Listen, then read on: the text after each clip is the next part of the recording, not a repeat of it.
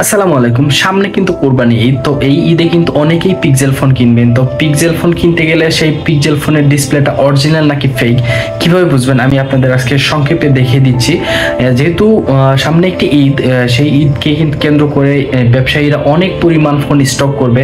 তো সামনে তারা যা পাবে সেই ধরনের ডিসপ্লে দিয়ে কিন্তু আপনাকে ফোনটা দেওয়ার চেষ্টা করবে।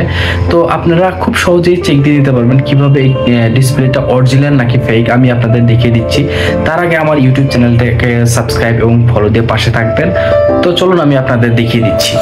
আচ্ছা, ফার্স্টে আপনারা এই ডিসপ্লেটা দেখেন, এই ডিসপ্লেটাতে একটু লক্ষ্য করেন, আর এই ডিসপ্লেটা একটু লক্ষ্য করেন।